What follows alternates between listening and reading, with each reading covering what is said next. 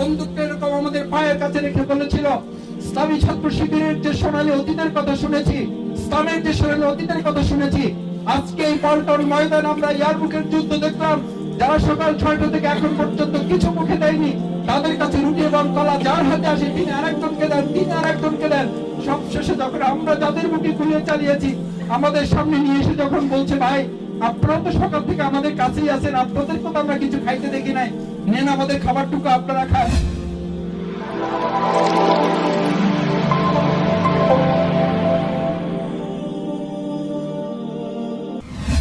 আমি যদি আপনাদেরকে জিজ্ঞেস করি আমাদের সোনালী অতীত কি, আমাদের প্রথম সোনালী অতীত হলো আমাদের যাত্রা শুরু হয়েছে জান্নাত থেকে না জাহান্নাম থেকে? সোনালী না অন্ধকার? সোনালী। আমাদের পিতা হযরত আদম আলাইহিস সালাম, তার বিপরীতে ইবলিস। আমরা কি সোনালী না অন্ধকার? অন্ধকার। অন্ধকার, সোনালী। আমরা যদি ইসলামিক হিস্ট্রি আলোচনা করি, হযরত ইব্রাহিম আলাইহিস সালাম, তার বিপরীতে নমরুদ। সোনালী না অন্ধকার? মুসা আলাইহিস সালাম, তার বিপরীতে ফিরআউন। সোনালী না অন্ধকার? অন্ধকার, সোনালী। আলহামদুলিল্লাহ। জামাল বিন নাসের, তার বিপরীতে হাসানুল বান্না। ইমাম গাজালি রাহিমাহুল্লাহ, সৈয়দ বদিউজ্জামান মুরসি, তার বিপরীতে যে কামাল পাশারা। আমাদের সোনালী না অন্ধকার? সব মিলে যদি এক কথায় আপনাদেরকে বলি, আপনারাই একটা লাইন মুখস্থ প্রায় আপনাদেরকে, আপনারা নিজেরা শুনুন, আমাদেরকে শুনুন। মুসলিম, that's we have nicely glorious past. সে হচ্ছে মুসলিম যার একটা সুন্দর কি আছে, অতীত আছে। আমাদের পিছনে যা কিছু ছিল পুরোটাই সোনালী। আমরা একটা গোল্ডেন রোড দিয়ে আমরা হাঁটছি, আমরা একটা হাইওয়ে অতিক্রম করছি।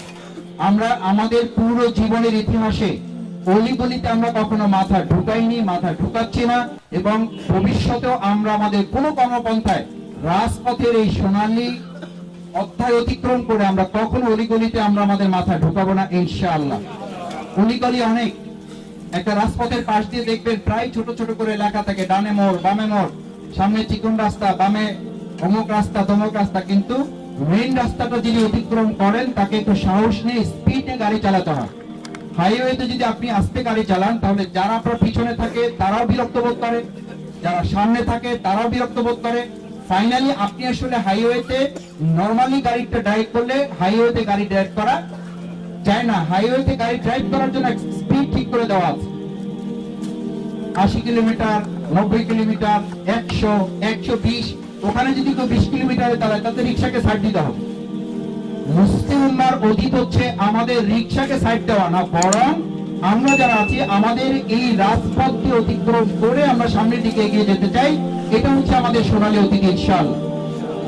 2 নাম্বার হচ্ছে, আপনি দেখুন আমরা যে সোনালী অতীত অতিক্রম করে আসছি, সেই অতীত অনুসারে এমন একটি অনুকরণের রাস্তা আল্লাহ তাআলা আমাদেরকে দিয়েছেন। আমাদের রাস্তা হযরত খুবাইব রাদিয়াল্লাহু তাআলা, যেই খুবাইব রাদিয়াল্লাহু তাআলা 2 হাত পিছে নিয়ে তাকে যখন ফাঁসির মঞ্চে নিয়ে যাওয়া হয়, আপনাদের ভালো মনে থাকার কথা, আজকে আমাদের কারো কারো জীবনে মনে হতে পারে শাহবাগের গণজাগরণ মঞ্চ বোধহয় বাংলাদেশের ইতিহাসে প্রথম, অথবা পৃথিবীর ইতিহাসে প্রথম। ব্যাপারটি এরকম না, অথবা আমাদের ফাঁসির মঞ্চ তৈরি হচ্ছে বোধহয় প্রথম, কাশিমপুরে অথবা কেন্দ্রীয় কারাগারে ঢাকার এই প্রথম। ব্যাপারটা তা না। আমাদের সোনালী অতীত সেই জায়গা থেকে হযরত খুবাইব রাদিয়াল্লাহু তাআলা ইসলাম কবুল করার পর যাকে 2 হাত বেঁধে ইসলাম পরিত্যাগ করানোর জন্য নির্যাতনের পর নির্যাতন, চূড়ান্ত সীমায় যখন তাকে নিয়ে যাওয়া হয়েছে, ফাঁসির কাস্টে তখন ঝুলানো হবে, তখন মাত্র 2 রাকাত নামাজ পড়ার জন্য অনুমোদন চেয়েছেন, তাকে নামাজ পড়ার অনুমতি দেওয়া হয়েছে। নামাজ পড়তে গিয়ে তিনি অতিরিক্ত সময় নেননি, এই ভেবে যে মুসলমানদের সোনালী অতীতে যেন সামান্য কালিমা লেপন না হয়। নামাজটা তাড়াতাড়ি শেষ করে এসে পড়েছেন। তাদের সঙ্গী সাথী জল্লাদ যারা জিজ্ঞেস করেছিলেন, এত তাড়াহুড়া করলে যে? বলেছে যে নামাজ আমাকে চিরজীবন আমার আত্মার প্রশান্তির ব্যাপার ছিল, যে নামাজ আমাকে আত্মতৃপ্তি দান করত, সেই নামাজের চেয়ে আজকে আমি আত্মতৃপ্তিদায়ক আরেকটি বড় ঘটনার মুখোমুখি।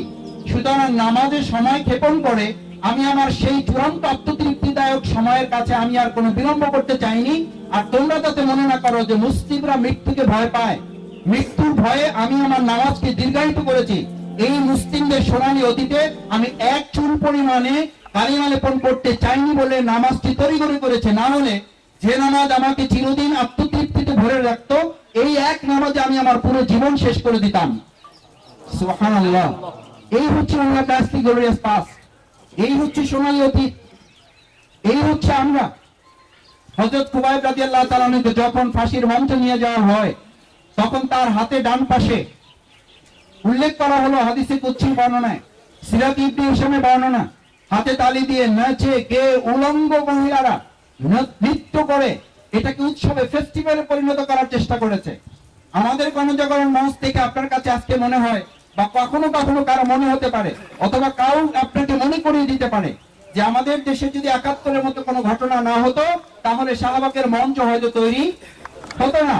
আমি যদি আজকে সেই ভাইদেরকে অথবা ইতিহাস পর্যালোচনায় তাদের সামনে তুলে ধরি যে আমাদের সোনালী অতীত আজকে ৭১ সাল থেকে শুরু হয়নি, ৪৮-৪৭ থেকে শুরু হয়নি। ইসলামের সেই পূর্বযুগ রাসূল করিম সাল্লাল্লাহু আলাইহি ওয়াসাল্লামের প্রতি যারা ঈমান এনেছিলেন, খুবাইব রাদিয়াল্লাহু তাআলা আনহুকে যখন এরকম শাহাদাতের মঞ্চে ফাঁসিতে ঝুলানো হবে তখনও একই রকম শাহবাগের মঞ্চ হয়নি, কিন্তু সেই জামানায় আরব্য জাহিলিয়াতের অন্ধকার যুগে তারা মঞ্চ তৈরি করে আমাদের সোনালী মঞ্চকে অন্ধকার করতে চেয়েছে। বাট ফাঁসির কাস্টে হাসি মুখে ঝুলে খুবাইব রাদিয়াল্লাহু তাআলা আনহু যে আলোর ঝলকানি ছিটিয়েছিল, সেই আলোর ঝলকানি ওখানে থেমে থাকেনি।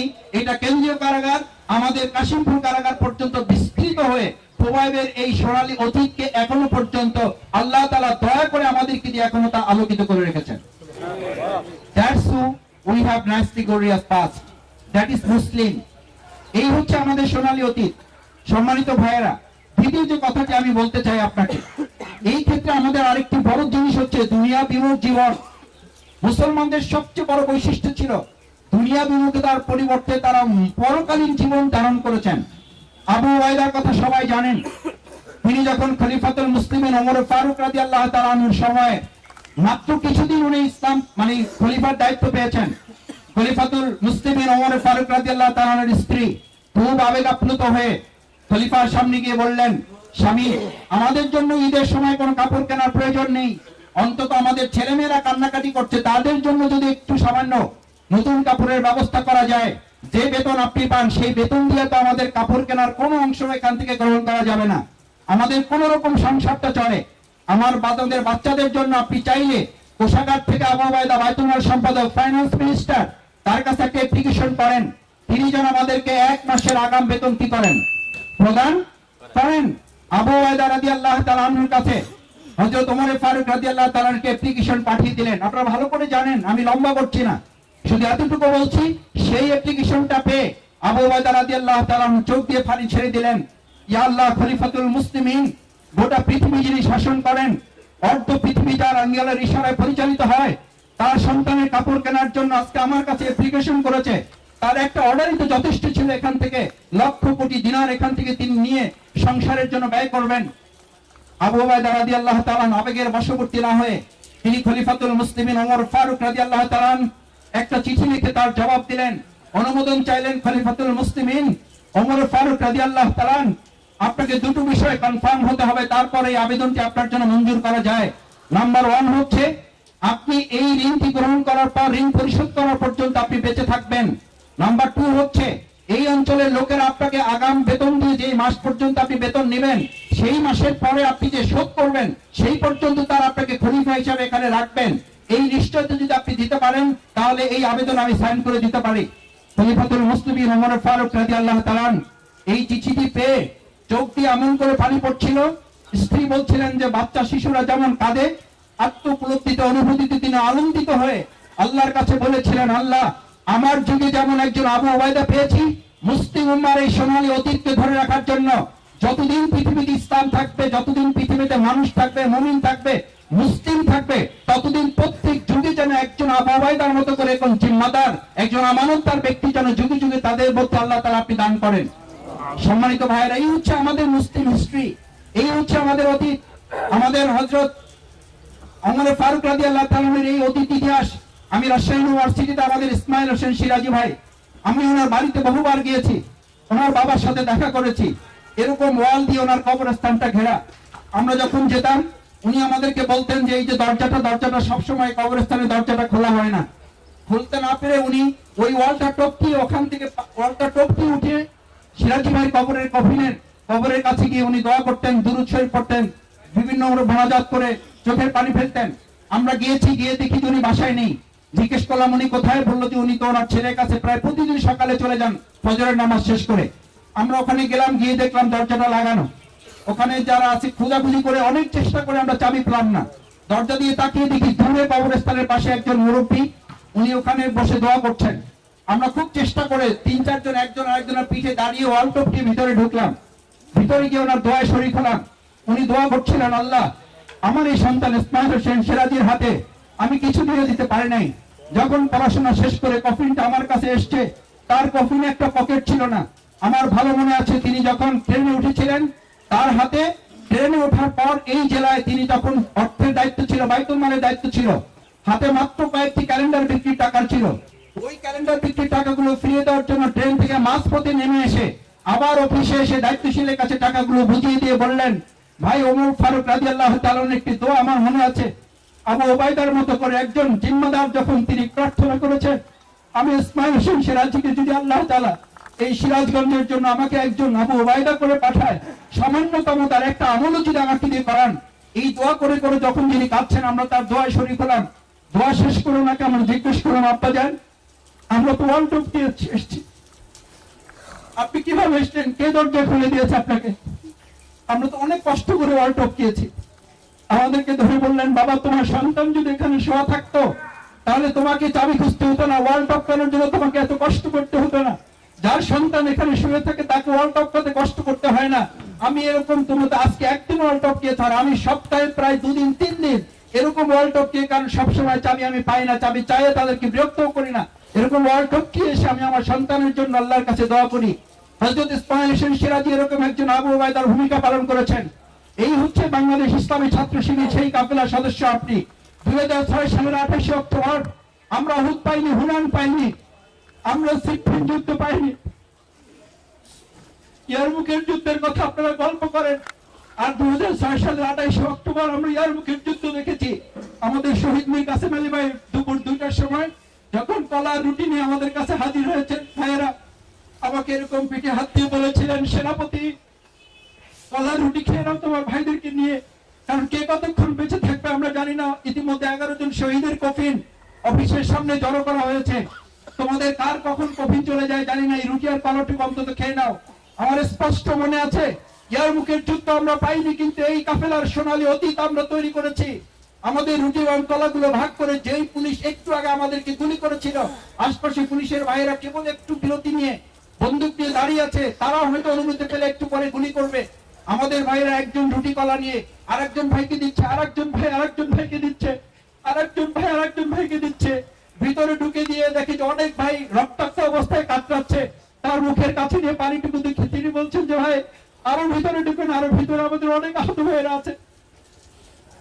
পুলিশের দৃশ্য দেখে আমার চোখের সামনে কোন উপন্যাস থেকে বলছি না, আমি আমার শুধু আবেগের কথাটুকুই আপনাদের বলছি না, বলছি ইসলামী ছাত্র শিবির সেই সোনালী অতীত, নবী আউলিয়াদের অতীত, সাহাবায়ে তাবিঈনদের অতীত, যেটা আমরা ধরে রাখার চেষ্টা করেছি। আলহামদুলিল্লাহ পুলিশের ভাইয়েরা বন্দুকটা এরকম আমাদের পায়ের কাছে রেখে বলেছিল, ইসলামী ছাত্র শিবিরের যে সোনালী অতীতের কথা শুনেছি, ইসলামের যে সোনালী অতীতের কথা শুনেছি, আজকে এই পল্টন ময়দান আমরা ইয়ারমুকের যুদ্ধ দেখলাম, যারা সকাল 6টা থেকে এখন পর্যন্ত কিছু মুখে দেয়নি, তাদের কাছে রুটি এবং কলা যার হাতে আসে তিনি আরেকজনকে দেন, তিনি আরেকজনকে দেন। সবশেষে যখন আমরা যাদের মুখে গুলিয়ে চালিয়েছি, আমাদের সামনে নিয়ে এসে যখন বলছে, ভাই আপনারা তো সকাল থেকে আমাদের কাছেই আছেন, আপনাদেরকে তো আমরা কিছু খাইতে দেখি নাই, নেন আমাদের খাবারটুকু আপনারা খান। আল্লাহর কসম, সরকার যদি আমাদের কাছে নির্দেশে দেয় আপনাদের মুখে একটা গুলি তো দূরের কথা, একটা গোলাপ ছুঁড়ে মারতে বললো আমরা আর মারতে পারবো না, কারণ বিবেকের কাছে আমরা বন্দী হয়ে পড়েছি। সম্মানিত ভাইয়েরা, শুধু এটা শেষ কথা নয়, আপনারা একজন সাহাবীর কথা জানেন যিনি শহীদ হয়েছেন, শহীদ হওয়ার পর তার কবরস্থ করার জন্য জানাজা সম্পন্ন হবে। রাসূল করিম সাল্লাল্লাহু আলাইহি ওয়াসাল্লামের সামনে কফিন উপস্থিত করা হয়েছে। রাসূল সাল্লাল্লাহু আলাইহি ওয়াসাল্লাম চেহারা মোবারক দেখে চোখের পানি ফেলে দিলেন, বলছে এটা আমার পরিচিত সাহাবী, এটা আমার সামনে সামনে আজকে ঘুরেছে, আমার সামনে একবার পিঠটা পর্যন্ত দেয়নি, সবসময় বুকটা দিয়ে রেখেছে। একজন সাহাবী দৌড়ে এসে বললেন, ইয়া রাসূলুল্লাহ আপনি কি তার জানাজা পড়াবেন? অথচ আমি তার কফিন সম্পন্ন করেছি, আমি তাকে কাফন পরিয়েছি, কাফন পরাতে গিয়ে দেখেছি তার বুকে একটা তীর লাগে নাই, সমস্ত তীর বর্ষাগুলো ধনুকগুলো তার পিঠকে বিদ্ধ করেছে। এই তীর বিদ্ধ করা দিয়ে বুঝে যায় যিনি পলায়ন পর একজন ব্যক্তি হতে পারেন, তিনি দূর সম্পর্কের একজন ব্যক্তি হতে পারেন, ইসলামের জন্য তিনি ভূমিকা রাখেন নাই। রাসূল করিম সাল্লাল্লাহু আলাইহি ওয়াসাল্লামের কাছে যখন এক সাহাবী এই কথা বলতেছে, পাশ থেকে আরেকজন সাহাবী এসে বলছে, ইয়া রাসূলুল্লাহ, উনি হয়তো ধারণা করে বলছে আমি চোখে নিজের দেখা থেকে বলছি। আমি তাকে জিজ্ঞাসা করেছিলাম যে তুমি রাসূল সাল্লাল্লাহু আলাইহি ওয়াসাল্লামের দিকে বুকটা দিয়ে পিঠটা শত্রুর দিকে দিয়ে তীরগুলো পিঠে ভক্ষণ করছো কেন, পিঠে নিচ্ছ কেন? বলছে আমি আমার প্রিয় নবী রাসূল সাল্লাল্লাহু আলাইহি ওয়াসাল্লামকে যতটুকু ভালোবাসি, যতটুকু সম্মান করি, সম্মানের ভালোবাসার জায়গায় আমি আমার রাসূলের দিকে পিঠটা দিয়ে শত্রুর দিকে বুকটা দিয়ে বুকে আমি তীর ভক্ষণ করবো, এটাও আমি ভালো মনে করিনি, এটাও আমার জীবনের জন্য পছন্দ করি নাই।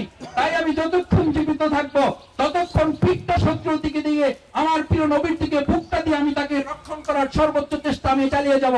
আমি সাক্ষী দিচ্ছি ইয়া রাসূলুল্লাহ, শেষ নিঃশ্বাস ত্যাগ করা পর্যন্ত পিঠটা শত্রুদের দিকে দিয়ে বুকটা আপনাকে দিয়ে ঘিরে রেখে রেখে শেষ পর্যন্ত শহীদ হয়ে শাহাদাতের কলে ঢলে পড়েছেন। এই দৃশ্য আমরা সেই যুদ্ধের ময়দানে দেখি নাই।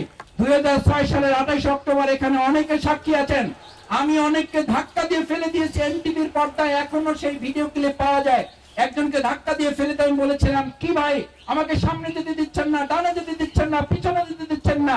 তখন 3-4 জন ভাই হেলমেট পরা এসে একজন আমাদেরকে জড়িয়ে ধরে এসে বলেছিলেন, মাসুদ ভাই আমরা তো পল্টন পাইনি, আমরা বদর পাইনি, আমরা হুনাইন আহজব পাইনি, আমাদের প্রিয় নবী রাসূল সাল্লাল্লাহু আলাইহি ওয়াসাল্লামদেরকে আমরা সাহাবা আজমানদেরকে পাইনি, কিন্তু এই ধরনের দায়িত্বশীলদেরকে তো পেয়েছি। আমরা আজকে হয়তো সেই 4 দিন আমি অক্কাস হতে পারবো না, আমরা হয়তো খুবাইব হতে পারবো না, খাব্বাব হতে পারবো না, আমরা সাইদ আমির আল জুমাই হতে পারবো না, আমির হতে পারবো না, ইয়াসির হতে পারবো না, কিন্তু আমরা তো আজকে সেই ভূমিকার সূত্র ধরে সোনালী অতীতের সেই ধারাবাহিকতা অক্ষুণ্ণ রাখার জন্য আজকে আমিও আমার পিঠটা শত্রুর দিকে দিয়ে বুকটা আমার নেতাদেরকে দিয়ে শেষ পর্যন্ত প্রয়োজনে জীবন দিব, তবু আমার দায়িত্বশীলের গায়ে একটা আঁচড় আমি লাগতে দিব না। বাংলাদেশ ইসলামী ছাত্র শিবিরের সেই সোনালী অতীতের আপনি হচ্ছেন সর্বোচ্চ সফলতার অধিকারী একজন ভাই। সম্মানিত ভাইয়েরা, এরকম ঘটনা যদি বলা যায়, লক্ষ হাজার ঘটনা আমাদেরকে আপ্লুত করে, লক্ষ ঘটনা আমাদেরকে অভিভূত করে। সবচেয়ে বড় একটা কথা বলে আমি শেষ করে দেই। যখন আপনারা জানেন 7টার সময় ঘটনা শেষ, আমি রুমে ঢুকবো, আমার এখানে অনেকে সাক্ষী আমার সাথে আছেন, কামাল ভাই তখন পূর্বের সভাপতি ছিলেন। আমি যখন রুমে ঢুকতে যাব, কেবল অফিসে, কেন্দ্র অফিস 48 পুরানো পল্টন 1-এ রুমে পা রেখেছি দোতলায়, নিচতলা আমাদের প্রকাশনা অফিস ছিল। প্রকাশনা রুমে গিয়ে দেখি 11-12টা ছেলে এরকম গড়াগড়ি দিয়ে, কারো প্যান্ট আছে, কারো হাফ প্যান্ট পরা, জাঙ্গিয়া পরা, লুঙ্গি কেউ ছিঁড়ে গেছে, কারো জুতা নেই, গেঞ্জি নেই, পরনে কিচ্ছু নেই।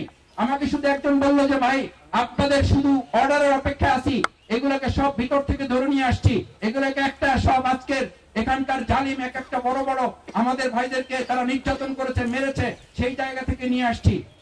আপনি ভালো করে মনে রাখবেন, আজকে আমাদের বিরুদ্ধে যারা অভিযোগ তুলেন, আমরা আমাদের কারো কারো উপরে জুলুম করে ফেলি, আমরা নির্যাতন করি, আমাদের প্রতিপক্ষকে আমরা ঘায়েল করার চেষ্টা করি, আজকে সেটি বড় নমুনা হয়ে আছে। সেই 11 জন ভাইকে আমি তখন, আমরা কয়েকজন ভাই মিলে বলেছিলাম, এই 11 জন যে অমুক দল করে, তমুক দল করে, ছাত্র মৈত্রী করে, টিকি তার গায়ে লেখা আছে, আপনি যদি কিছু করবেন তো যুদ্ধের ময়দানে করবেন, এখানে ধরে নিয়ে এসে কেন? তারপর তাকে আমরা জিজ্ঞেস করেছি, তোমার পকেটে যদি টাকা না থাকে টাকা নাও। রিক্সা তুলে দিয়েছি, ভ্যানে তুলে দিয়েছি, সিএনজি তুলে দিয়েছি। আমার ভালো মনে পড়ে, সেই পরের 2 বছর পরে 11 জনের মধ্যে আমাদের 3 জন সাথী হয়েছে, একজন সদস্য হিসেবে শপথ নিয়েছে। আমাদের সোনালী অতীত মক্কা বিজয়ের এই দৃশ্য আমরা পাইনি, কিন্তু মক্কা বিজয়ের এই স্বাদ আমরা গ্রহণ করেছি। ইনশাআল্লাহ এই সোনালী অতীতের ধারাবাহিকতা রক্ষা করে আবু জান্দাল ইবনে সুবাইল রাদিয়াল্লাহু তাআলা আনহুকে যখন অত্যাচার নির্মমভাবে নির্যাতন করে পায়ে বেরি পড়া অবস্থায় জেল থেকে বেরিয়ে এসে মুসলিমদের কাছে আশ্রয় নিয়েছিলেন, সন্ধি শেষ হয় নাই তখন লেখা, তখন এসে মুসলিম উম্মাকে সামনে রেখে বলেছিলেন, মুসলিম ভাইরা আমার এই হাতের রক্ত, আমার এই মাথার রক্ত, আমার এই পায়ের রক্ত দেখেও কি আপনাদের একটু দয়া হয় না? আমাকে আবার আমার পিতা সোহেল তাদের কাছে ফেরত যাচ্ছে, আবু জান্দালকে কি আপনারা আবার শত্রুর হাতে তুলে দেবেন? রাসূল করিম সাল্লাল্লাহু আলাইহি ওয়াসাল্লামের কাছে ওমর ফারুক রাদিয়াল্লাহু তাআলা এসে বললেন, ইয়া রাসূলুল্লাহ, আমরা কি সত্য নবী, সাদ্দাক্তা নবিয়া অসাদ্দাক্তা হকের রাজ, আমরা কি সত্য রাস্তায় আছি, আমরা কি ন্যায়ের পথে আছি, তারা কি মিথ্যার পক্ষে নেই, তারা কি অন্যায়কারী নয়? আমরা কি এই অবস্থায় তাকে তাদের হাতে আবার ছেড়ে দিতে পারি? আমাদের ধৈর্যের কতখানি আমাদের রাস্তা পার হতে হবে? রাসূল করিম সাল্লাল্লাহু আলাইহি সাল্লাম তখন দুটো শব্দ উচ্চারণ করেছিলেন, নাসরুম মিনাল্লাহি ওয়া ফাতহুন কারীব। আবু জান্দাল, তুমি তাদের কাছে ফিরে যাও। এই সন্ধির কর্মপদ্ধতি তোমার রক্তের উপরে, তোমার ত্যাগ এবং কোরবানির উপরে, এই সোনালী অতীতের রাস্তার উপরে ফতে মক্কা আমাদেরকে আল্লাহ তাআলা দান করবেন। তার মাত্র কিছুদিন পর মক্কা বিজয় সম্পন্ন হয়েছিল। আজকে আমি আপনাদের কাছে শুধু দুটো কথা বলে বক্তব্য শেষ করতে চাই। সম্মানিত সদস্য ভাইয়েরা, সাবেক যারা এই আন্দোলনে চূড়ান্ত শপথ নিয়েছেন, আজকে এখান থেকে সোনালী অতীতকে সামনে রেখে অন্ধকার জগতের জন্য নয়, আমি প্রথম থেকে শুরু করেছিলাম যে জান্নাত দিয়ে আমাদের সোনালী অতীত শুরু, যে আদম আলাইহিস সালাম দিয়ে আমাদের অতীত শুরু, যে ইব্রাহিম আলাইহিস সালাম দিয়ে অতীত শুরু, যে মুসা আলাইহিস সালাম দিয়ে অতীত শুরু, যে ইসমাঈল আলাইহিস সালাম দিয়ে অতীত শুরু, যেই বদিউজ্জামান মুর্শিদ রহমাতুল্লাহ আলাইহি থেকে শুরু, যেই ইমাম হাসান আল বান্না থেকে আমাদের যাত্রা শুরু, সৈয়দ মাওলানা মওদুদী মরহুম রহমাতুল্লাহ আলাইহি, যেই সোনালী রাস্তার পথের সৈনিক আমরা, সেই সোনালী পথের সেই যাত্রাটুকু ভবিষ্যৎ আমাদের রচনা করার জন্য আজকে আপনাদেরকে এখানে কষ্ট দিয়ে ডেকে নেওয়া আসে। আমাদের অনেক সোনালী অতীত, সেই সোনালী অতীতকে সফল করার জন্য ভবিষ্যৎ কর্মপন্থা আপনাদেরকে নির্ধারণ করতে হবে। মহানগরী আমি সেই ব্যাপারে আপনাদেরকে নির্দেশ শিখিয়ে দিবেন। আমি শুধু অনুরোধ করতে চাই, সোনালী অতীতকে সামনে রেখে আমরা ভবিষ্যতের এক রাজপথ তৈরি করার জন্য আমার পুরো জীবনটাকে রাজপথের একজন সেনাপতি হিসাবে তৈরি করে এখান থেকে সিদ্ধান্ত নিয়ে আমরা বের হবে ইনশাআল্লাহ। আমি সেই প্রত্যাশা ব্যক্ত করে আজকের এই সংক্ষিপ্ত আলোচনায় অনুরোধ করব, আসুন আমাদের আনুগত্যের চরম পরাকাষ্ঠাটা যেন সেই সৈয়দ আমির আল জুমাহি রাদিয়াল্লাহু তাআলা আনহুর মতো হয়, যিনি ফিরে এসে রোম সম্রাটের কাছে গিয়ে বলেছিলেন, রোম সম্রাট তোফায়েলকে জিজ্ঞেস করলেন, তোমাকে যদি এখান থেকে ছেড়ে দেওয়া হয় তাহলে তুমি বাড়ি চলে যেতে পারবে? বলেছিল, আমি তো বাড়ি চলে যাওয়ার জন্য আসি নাই, আমি আসি জান্নাতের কাঙ্ক্ষিত মঞ্জিলে পৌঁছার জন্য। তারপর বলেছিল, দেখো গিয়ে তোমার জন্য কি ডেক্সি তৈরি করা হয়েছে যেখানে তোমাকে ফ্রাই করা হবে। ডেক্সির কাছে গিয়ে দেখে একটা ডেক্সি, চোখের পানি ছেড়ে দিয়েছে। জল্লাদরা মনে করেছিল আবার দুর্বল হয়েছে। জল্লাদরা এসে রোম সম্রাটের কাছে বলছে, এবার তাকে যদি প্রস্তাব দেন সে রাজি হয়ে যাবে। রাজি হওয়ার পরিবর্তে তিনি এসে অট্ট হাসি দিয়ে বলেছিলেন, আমার চোখে পানি দেখে তোমরা ভেবেছিলে আমি ডেক্সি দেখে ভয় পেয়েছি, বরং আমি খুশি হইনি যে আমার জন্য অনেকগুলো ডেক্সি রেডি থাকবে। আল্লাহ তাআলা সেই পরিমাণে আমার জন্য জান্নাত এবং মর্যাদা রেডি রাখবেন। ইন্নামা আল বালা ওয়া ইন্নামা আল জাজা, আমার জন্য যত বড় পরীক্ষা হবে তত বড় মর্যাদা আমার জন্য নির্মিত হবে। আমি দেখলাম একটা মাত্র ডেক্সি, মনটা খারাপ হয়ে গেল। যদি না আল্লাহ তাআলা এর উপর আমাকে মাফ না করেন, সেই জন্য আমি কাঁদছি। সম্রাট অত্যন্ত রাগান্বিত হয়ে, ক্রোধান্বিত হয়ে বললেন, একে ফেলে দাও, একে হত্যা করো, একে শেষ করে দাও। এটা বলতেই যখন তাকে আবার নিয়ে যাওয়া হলো, নিয়ে যাওয়ার পর দেখলো যে সে হাস্য বদনে ওটা গ্রহণ করার জন্য রাজি আছে। জল্লাদরা এসে বলল, সে তো হাসতেছে, তার মধ্যে কোনো অনুশোচনা নেই, তার মধ্যে কোনো ভয় ভীতি নেই। রাজা এবার নিজে দুর্বল হয়ে গেল, সে যখন শক্তিশালী হলো রাজা দুর্বল হয়ে গেল। আপনি ভালো করে মনে রাখবেন, প্রতিপক্ষ যখন আপনার উপর অসম্ভব প্রেসার ক্রিয়েট করবে, আপনি শক্তিশালী হলে আপনার প্রতিপক্ষ দুর্বল হতে বাধ্য। এটা হচ্ছে আমাদের সোনালী অতীত হয়েছে। আলহামদুলিল্লাহ, আজকে আমাদের উপরে যত অত্যাচার, নির্যাতন, ফাঁসির মঞ্চ তৈরি করে যারা আমাদের দুর্বল করতে চেয়েছে, তারা সাক্ষী দিচ্ছে যে আজকে আমাদেরকে যত দুর্বল করতে চেয়েছে আল্লাহ তাআলা তত আমাদেরকে শক্তিশালী করেছেন, এবং আমরা আরো শক্তি নিয়ে এই দেশে কলেমার পতাকা আমরা উত্তীর্ণ করবো ইনশাআল্লাহ। তখন সম্রাটের একটা প্রস্তাব বলে আমি শেষ করে দেই। সম্রাট প্রস্তাব দিয়েছিল, তুমি সহ সব বন্দীদেরকে আমি ছেড়ে দেবো, শুধু এতটুকু করো যে আমার কপালে একটা কি দাও, একটা চুমু দাও শুধু আমার কপালে। আমি অভিভূত যে এরকম ইমান একজন মানুষের থাকে, এরকম মজবুত ভালোবাসা ইমানের প্রতি, ইসলামের প্রতি থাকে, শুধু তুমি আমার কপালে একটা চুমু দাও। সে বলেছিল, আমার জন্য আমি রাজি না। এটাও দায়িত্বশীল ভাইদের নিতে হবে যে মুসলিম ভাইদের সোনালী অতীত হচ্ছে, সে নিজেকে নিয়ে ভাবে না, সে ভাবে তার অনুষঙ্গীদেরকে নিয়ে, সহকর্মীদেরকে নিয়ে। বললো, ঠিক আছে, আমার সাথে বন্দী যারা সবাইকে যদি আপনি মুক্তি দেন তাহলে আমি এটা বিবেচনা করে দেখতে পারি। বললো যে ঠিক আছে, সব বন্দীকে তোমার সাথে মুক্তি করে দেওয়া হবে। একটা কপালে চুমু খেলেন, সব বন্দীকে নিয়ে খলিফার কাছে গিয়ে হাজির হয়ে কাঁদতে কাঁদতে পড়ে গেলেন, ইয়া খলিফাতুল মুসলিমিন, আমি তো একটা অন্যায় করে ফেলেছি। বলছি, কি অন্যায় করছো তুমি? সবাইকে নিয়ে ফেরত এসছো, এ তো আমাদের জন্য বড় বিজয়, অনেক বড় সম্মানের কাজ করেছো। খলিফাতুল মুসলিমিন ওমর ফারুক রাদিয়াল্লাহু তাআলা বললেন, তোমার কি অন্যায়? তোমার কোনো অন্যায় নেই, তুমি তো ভালো কাজ করেছো। বলছে খলিফাতুল মুসলিমিন, আমি তো তার কপালে একটা চুমু খেয়ে এসেছি। বলছে, তোমার এই চুমুটা এত মর্যাদাবান, এত প্রিয় আল্লাহর কাছে, আমি নিজে মনে করি তোমার কপালে আমার এখন ওই জায়গাটা একটা চুমু খাওয়া উচিত। আমি চুমু খাচ্ছি এবং গোটা মুসলিম উম্মাহ যেন তোমার কপালে চুমু খাওয়ার ব্যবস্থা করে রাখে। সম্মানিত ভাইয়েরা, এভাবে করে মুসলিম উম্মাহর যে সোনালী অতীত, ইসলামী আন্দোলনের যে সোনালী অতীত, আমাদের যে সোনালী অতীত, সেই সুন্দর সোনালী অতীতকে ভবিষ্যৎ কর্মপন্থায় আলোক উজ্জ্বল করার জন্য আমি শুধু এতটুকু অনুরোধ করব যে আমরা আমাদের নিজেদেরকে আলোক উজ্জ্বল করে ভবিষ্যৎ একটা ঢাকা মহানগরী দক্ষিণের উজ্জ্বল নক্ষত্র তৈরি করে গোটা বাংলাদেশের একটা মডেল আমরা তৈরি করার জন্য আজকে সিদ্ধান্ত নিয়ে বের হব যে গোটা বাংলাদেশ জানবে ইসলামী আন্দোলনটা দুর্গ এক জায়গায় তৈরি হয়েছে, ঢাকা মহানগরী দক্ষিণ, সেই প্রত্যাশাকে আমরা করতে পারি আপনাদের কাছে? ইনশাআল্লাহ আমরা কি রাজি আছি সবাই? আল্লাহ তাআলা মেহেরবানি করে আপনি আমাদের এই ভাইদের হাতগুলো আমাদের সবার কাছে কবুল করুন। একই সাথে আল্লাহর জয়গান গায়।